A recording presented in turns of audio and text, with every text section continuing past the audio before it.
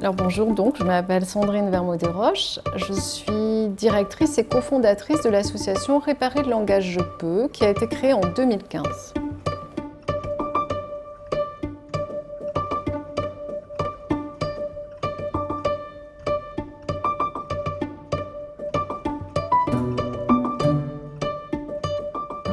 Alors, réparer le langage je peux, je reprendrai la formulation de notre amie Marie-Hélène Lafont, c'est repousser les limites. Repousser les limites auprès des adolescents que nous faisons écrire. Nous leur faisons écrire sur une année scolaire un roman collectif qui est ensuite publié et présenté dans un salon du livre. Ce roman est écrit grâce à la présence et à l'accompagnement d'autrices et d'auteurs professionnels. Et ce qui est aussi extrêmement important pour ces jeunes, c'est que ces romans sont présents en librairie.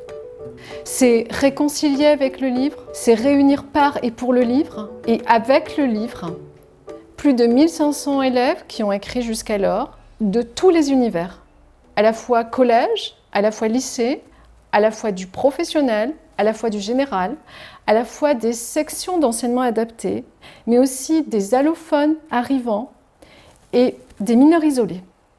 C'est eux qui vont trouver les idées, que c'est eux qui vont construire le scénario avec l'autrice, l'auteur et leur professeur. Nous commençons en septembre, puis la date vraiment limite, c'est le 31 mars. Le 31 mars, nous réceptionnons tous les tapuscrits et ces tapuscrits sont ensuite travaillés par une direction littéraire, éditoriale, mis en maquette et publié au mois de juin. Suite à quoi, ces élèves prennent la parole dans des salons du livre, en librairie, en médiathèque, pour présenter ce qu'ils ont écrit comme de vrais écrivains, avec auprès d'eux les autrices et les auteurs qu'ils ont accompagnés, ainsi que les professeurs. Ils sont à ce moment-là véritablement fêtés.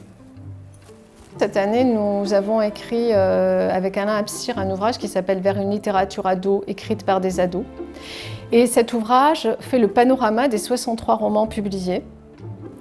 Et lorsque nous analysons ces romans, nous nous rendons compte qu'au fil des ans, des problématiques surgissent, d'autres ne paraissent plus. Nous voyons poindre des problématiques telles que le Covid et les questions de pandémie. Et parallèlement, beaucoup de romans d'anticipation avec des problèmes de dictature. Un roman envisage, en 2040, une société où il est interdit de s'aimer, où hommes et femmes ne peuvent plus vivre ensemble après des pandémies, par exemple. Mais nous avons aussi le harcèlement, nous avons aussi le terrorisme, nous avons aussi les problèmes d'alcool, de drogue.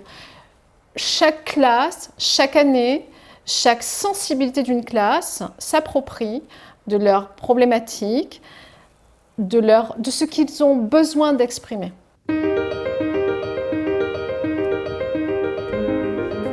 Alors, tout d'abord, je tiens à dire que nous sommes très honorés. Nous sommes très honorés. Je remercie en tant que représentante de l'association La Sophia.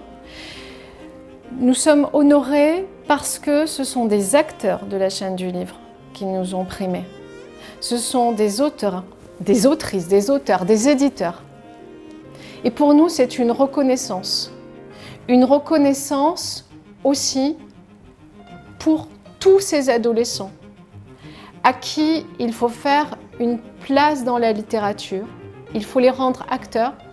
Il faut que les livres soient leurs amis. Et grâce à ce prix, nous voulons poursuivre dans ce cycle vertueux du livre, à savoir qu'à présent, nous avons un catalogue de 63 romans. Eh bien, notre vœu le plus cher, c'est que ces romans circulent, aillent entre les mains d'autres adolescents et que nos ados romanciers, qui au départ étaient éloignés du livre, pouvaient en avoir peur, les mettre de côté ou penser qu'il n'y avait pas droit, soient aussi lus par des ados lecteurs.